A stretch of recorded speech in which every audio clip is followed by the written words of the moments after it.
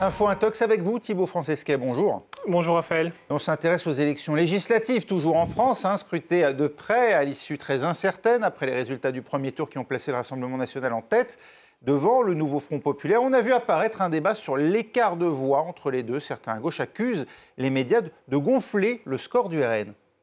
Oui, exactement. Pour comprendre, revenons d'abord à dimanche soir. La plupart des chaînes de télévision, et dont France 24, nous avons donné ces scores. Regardez, 33% pour le Rassemblement national et ses alliés, 28% pour le nouveau Front populaire, la gauche, et 21% pour la majorité présidentielle. Des chiffres repris dans la plupart des chaînes de télévision. C'était une estimation au départ donnée par l'Institut Ipsos Talent. Et le lendemain, avec des résultats affinés, on peut voir en une des journaux quasiment les mêmes chiffres. On voyait toujours 33, 28 et 21. Mais ensuite, le ministère de l'Intérieur a publié au fur et à mesure les résultats définitifs sur son site. Et certaines personnalités de gauche s'en sont saisies en affirmant que l'écart entre le nouveau Front populaire et le Rassemblement national, qui ici apparaît de 5 points, serait plus faible que prévu. Regardez Olivier Faure, premier secrétaire du Parti socialiste, qui écrit sur X, moins de 400 000 voix séparent le nouveau Front populaire de l'extrême droite.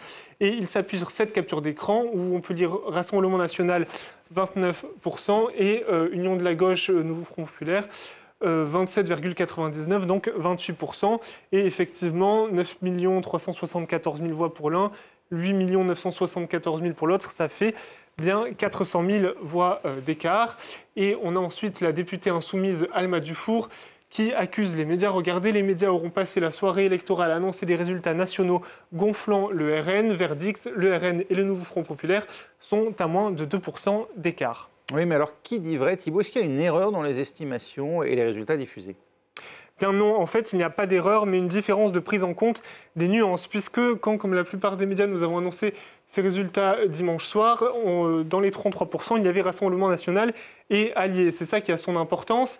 Et dans ces Rassemblements national et Alliés, on comptait en fait le Rassemblement national et les députés LR soutenus par le Rassemblement national, issus de l'accord entre Éric Ciotti et Jordan Bardella. Alors que le ministère de l'Intérieur, sur son site, il fait la distinction, vous voyez, entre le Rassemblement national tout seul, qui fait en résultat définitif 29,26% des voix, et ces députés LR soutenus par le Rassemblement national, qui sont sous la bannière Union de l'extrême droite pour le ministère de l'Intérieur, à 3,96%. Si on fait l'addition, en arrondissant 29 plus 4, on arrive bien à 33%.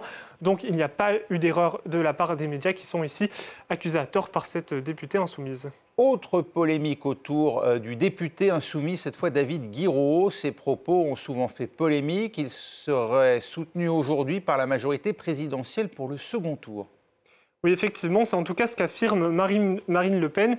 Regardez ce qu'elle disait hier matin sur France Inter. On va l'écouter. Et quand, encore une fois, je le répète, j'entends M. Guiraud de la France Insoumise nous dire que le voilement des fillettes est parfaitement légitime parce que ce sont des petites femmes, mais je trouve ça épouvantable.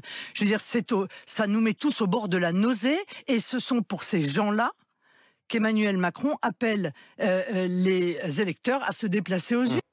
Donc vous voyez, passons sur les propos qu'elle prête à David Guiraud qui sont ici déformés, mais elle affirme que Emmanuel Macron soutient David Guiraud qui, au-delà de ses propos donc déformés par Marine Le Pen, a surtout beaucoup fait parler de lui pour des questions d'antisémitisme dont il a été accusé à plusieurs reprises, notamment une fois où il avait évoqué des dragons célestes dans un message sur les réseaux sociaux, une référence utilisée par les antisémites. Donc c'est un député qui fait souvent polémique et il est aussi souvent ciblé pour des positions très vindicatives contre Israël. Et donc est-ce que le président de la République ou son parti ont appelé à voter pour lui ? Alors pas exactement, mais la situation est un peu plus complexe. En fait, ce qui s'est passé, c'est que dans la 8e circonscription du Nord, où David Guiraud est candidat, regardez, il est arrivé très largement en tête avec 48% des voix. Il frôle l'élection au premier tour, devant le Rassemblement national à 30% et le candidat de la majorité, Tariq Mekki, à 16%, candidat qui a été éliminé dès le premier tour. Et il est vrai que ce candidat a ensuite appelé à voter pour David Guiraud au second tour. Regardez cet article de La Voix du Nord qui le précise. Mais Renaissance, le parti de la majorité, a ensuite publié un message sur Twitter pour clarifier les choses en expliquant que ce candidat donc, avait été éliminé au premier tour, il ne s'est pas retiré, que son soutien à M. Guiraud n'engage que lui. Regardez, et que Renaissance n'appellera pas à voter pour un candidat, je cite, antisémite. Donc il n'a pas été clairement soutenu par le parti présidentiel. Merci beaucoup Thibault Francesquet. Voilà ce qu'on pouvait dire de ces polémiques autour de ces élections législatives ici en France.